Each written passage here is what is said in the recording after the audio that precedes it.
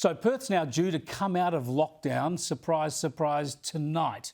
Another panicked, unnecessary lockdown proven to be exactly that. Once more, an authoritarian premier too scared to trust the competence of his public health system, a premier who's learned nothing in 15 months of pandemic, locks down his people for 3 days, creates enormous pain and hardship for nothing. Let me be clear, for nothing.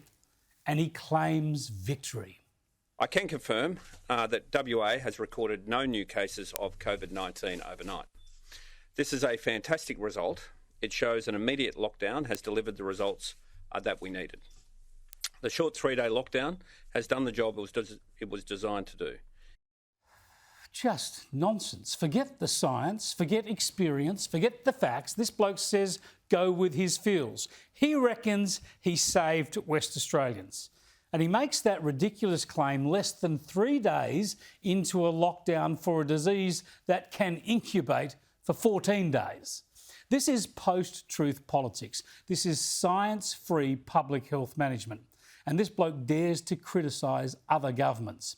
The medical experts, the best epidemiologists in this country, you've heard them on this program, they've told us this was the same with the other recent lockdowns too. South Australia in November, Melbourne in February, Brisbane already twice this year, and Perth earlier this year as well. We know those lockdowns didn't do anything except harm because no infection occurred outside the known contacts. In other words, no infection occurred except among those contacts who would have been in isolation already, lockdown or not. It's that obvious, that logical. Unless the disease went beyond those contacts who were already isolated, then clearly the lockdown was unnecessary, superfluous, counterproductive, panicked and wrong. What a joke. Instead of admitting their error, the politicians tell you that black is white, war is peace, that their lockdowns worked.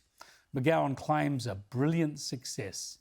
He can call a lockdown any day he likes now on the basis of 1 or 2 infections and then claim that he's saved the state yet again. Why not lock down Perth forever and he can claim that he's keeping everyone safe every day?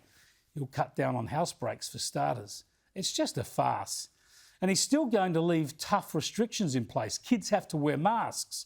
Kids who don't get sick from COVID will wear masks that don't prevent them from getting COVID to stop the spread of a disease that's not even in their midst at the moment. And now we're getting this pathetic confected debate about hotel quarantine over 1 or 2 cases, as if the reasonable aim here is to have perfection, 100% effectiveness. COVID-19, as we all know, is highly contagious. Now and then there's going to be infections. It's not Ebola. Hardly anyone has been sick in all of Australia all of this year. So the aim is not some fanciful plan of national isolation and elimination. The plan has got to be decent public health management like they do in New South Wales, where they process 2/3 of all the Australians coming back into this country, where there have been outbreaks, but where there's not been any stupid, heavy-handed and heartless lockdowns. Well, I've said from the outset it's really important for all states to really pull their weight. I'd be very disappointed if because of an incident a Premier decided they didn't want to take as many people home, welcome as many people home, because it does then put extra pressure on New South Wales. But look, these incidents are going to happen. We deal with it.